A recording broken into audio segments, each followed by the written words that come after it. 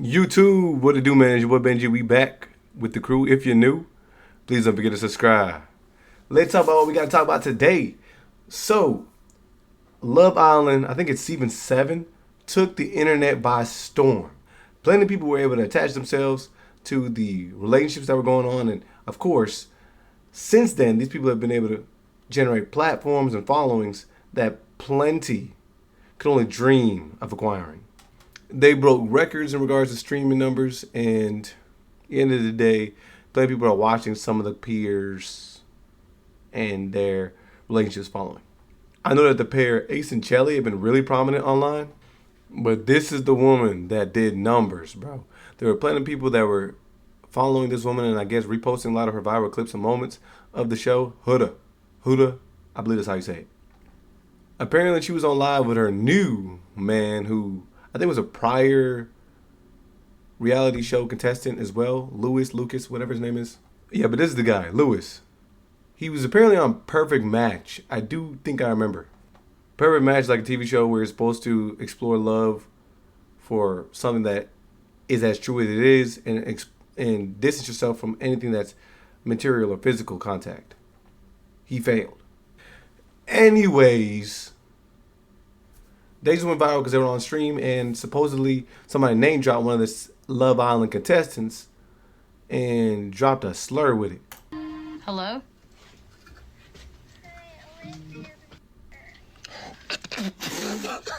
Whoa, hey.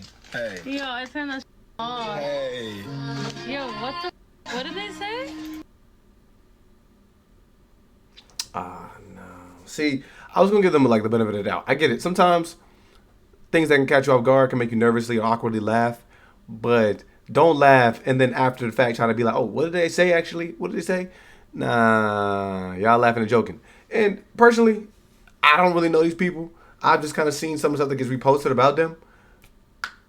But supposedly, this woman has a huge following. Actually, let's check her out on Instagram, actually. Let's check. Dude, she got the sauce. Nearly 5 million followers. She got brand deals with Call of Duty, perfume brands, beauty lines, and makeup companies. She's been going on podcasts. Needless to say, she was able to monetize that time that she had on that love show and has been able to get the bag. End of the day, salute to her. But there are plenty of people that follow her. And I think that it does say something about the state of dating culture and like social media today is that the fact that this woman was able to garner herself tons of followers. Same way we see a lot of the women from Baddies Club and a lot of these other shows that kind of promote degenerate behavior. These people are able to get followings, and it is what it is. I think you can be somebody who's tied into the drama, but a lot of people really, truly, actually try and emulate the behaviors that they see these women partake in, or the behaviors that they see these women exhibit. It's crazy. And she was one of the most problematic people on the show. At the end of the day, we don't know her. We don't know if they made her play things up for the show. We don't know if they edited things. At the end of the day, she's been on multiple podcasts, and they've clicked her up to show that she is who she's been presented to be. Now, you know the internet does not play games. Alright? They're very sensitive. But the fact that they laughing and joking could mean something because supposedly she had been talking a lot of smack about this Olandria girl. I don't know anything about that. Maybe y'all can enlighten me in the comments below. I'm not going to dig that deep. But we just reacted to a video about interracial relationships, and I think that this does speak to a louder issue, is that a lot of these people have no problem aligning themselves with black people or blackness, and they'll simultaneously distance themselves from the blackness when things get tough or the going gets tough. Supposedly, she has a daughter who's black. The daddy's black. The daddy's black. Again, I want to take this off of her because I don't know her as a person, and it's not an indictment on her as a person and an individual, but kind of what she represents. Again, these people have no issue. Oh, my friend is black. My significant other is black. I'm always around black people. Everything's cool. Yeah. Rap music. All the things that they believe align with black culture, they see no problem with. And they want to ingratiate themselves with what's going on in the black culture. Even if that means taking the men. Even if that means dealing with the women. Whatever. But when the going gets tough and there's real realities that black people have to face due to years and years and years of terrible mistreatment and slavery and segregation, so many things that a word that was specifically used to weaponize the English language against people of color in order to show you that you are less than. We had to create a new category of human being for you. And truthfully, this word here is used to separate you from anything that we would render as humanity. You are not human. You are beneath everything. And the fact that you would laugh and joke about this word being used about somebody who you supposedly know is kind of crazy work. Especially you're supposed to be dealing with a black man and you're supposed to be having a black child. But we're going to check out the damage control. Olandria, who I think, anyways, this is a strange thing because why would your fans even feel like that's some funny stuff to even come up there and say? Some people really just have something not right up here where they feel like they have to get their moment of fame. But why would they even feel like that's a safe space to even drop a word like that? And the fact that you laughed probably only cemented that belief. But anyways, I do not condone racism of any kind, nor do I entertain it. That kind of language is never acceptable. Not in anger, as a joke, or ever. Words like that carry generations of pain, and pretending otherwise only keep the cycle going. We all have a role in building a culture where speaking to one another with respect is the standard, and where speaking against hate speech is the bare minimum. Valid. While I anticipate this will result in surface level apologies that fade away in a few days, I like to transform this moment into something actionable. How about you donate to organizations and foundations such as the UNCF and AACP and or the Thurgood Marshall College Fund? I'll be making a personal donation as well. And over the next few slides, she was going to be sharing links. Oh, supposedly this is the man who got with her. I think this is valid right here. Internet anonymity got folks acting way too comfortable. So Shorty did a response, face in the jaw, like little quick look. But here's the thing, bro. What is very likely is that these people didn't see it as a problem until the internet spoke up about it. And that's what I think happens with a lot of people online, is they don't see the things they're doing to be issues, which I think there should be some truth in that. A lot of people should be able to speak up about things that make people feel segmented or the things that make people feel as if they've been divided. But, Shorty, you should have knew that was crazy work, bro. First of all, y'all clickbait using a sensitive topic is actually insane. Me and so-and-so did not hear what was said in the no caller ID's call on live. Only the racial slur, which we hung up immediately. They did hang up. I don't condone anything of the sort. Whoever called purposely continuously called while we were live. I really don't condone racism, which is why it was immediately hung up. Once again, Shorty, there's no grammar in this joint. This is terrible. You repeating yourself. Sound like a child, only the last SLUR. I just wanted to address it before it blows out of proportion. It blew out of proportion, baby. And then dude says, start off by saying, don't condone no racism, but something happened on my live with a prank call. And someone said something in a slur. Y'all, come on. Y'all seriously acting like y'all didn't know what was said? Come on now. We can all hear through the clip what's going on. And someone said something in a slur. I laughed, then hung up. Because all I understood was a slur, but now finding out there was a name in front of it, but we didn't hear that. So just want to say that as much... What is going on? Why does it matter whether the name is attached to it or not? Why do people feel like it's safe to drop slurs on your joint?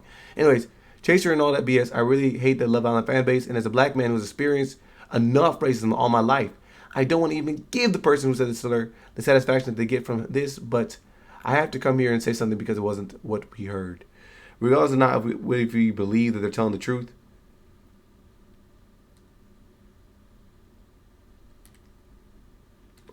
people shouldn't have a space where they feel like they can do something like that. And I think this is why it means something grander. Because the most disrespected person is the black woman. And I think we've heard that sentiment over and over again. And so it's only right that we kind of hear these women out. When a black girl is called a slur and people laugh, it's not just a joke, it's violence. It happens to black women every day. These moments aren't isolated. They're part of a long legacy of dehumanization, silence, and complicity. We're done tolerating harm disguised as humor. We're calling it out, deplatforming it, and protecting black girls at all costs. Some of the other Love Island people are speaking up. Seeing what happened with a former Love Island castmate and her partner laughing during a prank call that included a racial remarks was disappointing to say the least. Racism is not a prank, it is not entertainment, and it is definitely not something to laugh at. As a black woman, it is painful to watch moments like this play out so casually because it shows how normalized disrespect and ignorance can become when people choose silence or humor over accountability. Having been on the receiving end of hate and racial comments, I know how deeply that can cut, and I would never wish that pain on anyone. Any form of racism should always be checked right away because there's nothing awkward about it. It's disgusting and disheartening, and I'll speak about it. 15 minutes ago, Odu says, I'd like to extend my sincerest apologies to all those affected by the caller who used language that completely goes against everything that we stand for. Huda and I were extremely caught off guard. As a black man, I have greater empathy through my own lived experiences battling racism. And the idea that a flustered response to a very unnerving situation could be misinterpreted for me not taking the matter seriously is incredibly disheartening. Okay, looks like they took a little time now to write these. I was extremely shocked that someone would so casually use harmful and dangerous language, and Huda and I both recognized the immediate need to end the call so that we could process what just happened. We were shocked that what sounded like a young caller could be so thoughtlessly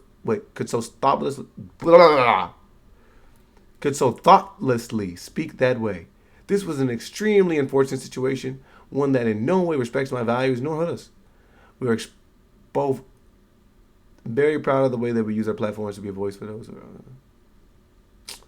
We use our platforms to be a voice for those who are underrepresented, especially on TV. We are even more motivated to approach every audience interaction with respect. At least it took some accountability. Money is obviously on the line, so that probably means a lot.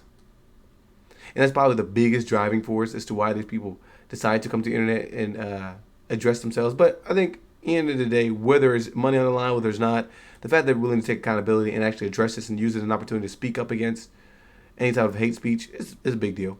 Again, I don't think it means much in the grand scheme of things because it doesn't really affect my life, but I do think that it means something since these are people who have millions of followers and people that are truly tapped into the things that they do on a day-to-day and believe that these people are someone who they should emulate.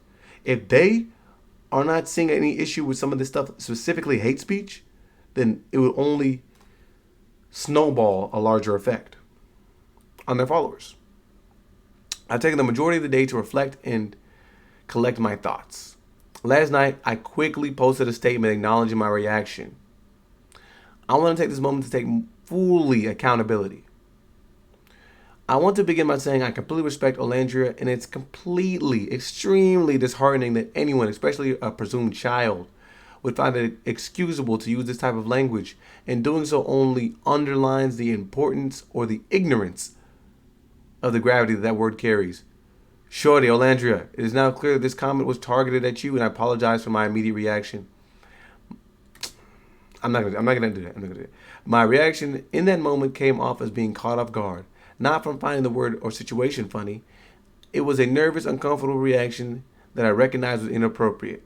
I want to be clear that I do not condone or tolerate everyone who uses such language, and I strongly encourage the individual responsible to reflect deeply on the words and the harm that they've caused.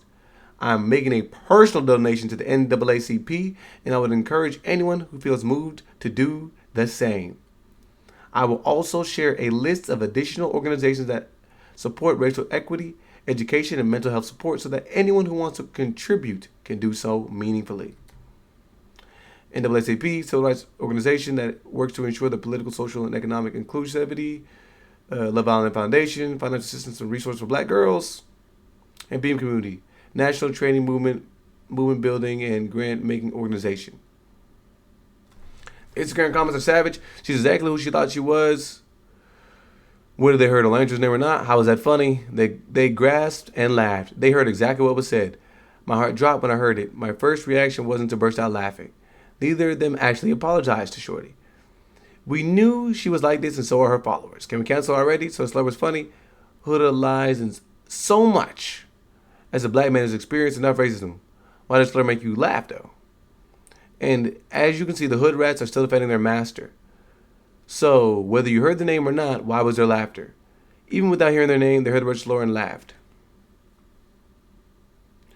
Louis trying to use the black man card, but Asian people and black people are two different things. This definitely tickled him.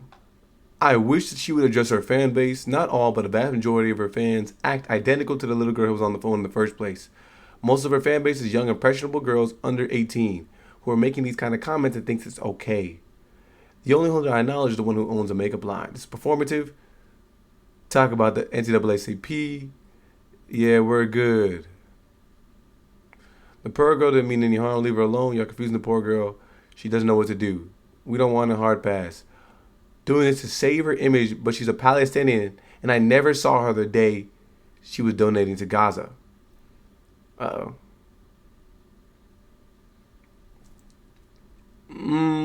That is something that's got the internet up in arms. What do y'all think, man? I personally think that we should stop lifting these people up. They're everyday people just like me and you. They just got eyes on them because they're on TV. But y'all let me know.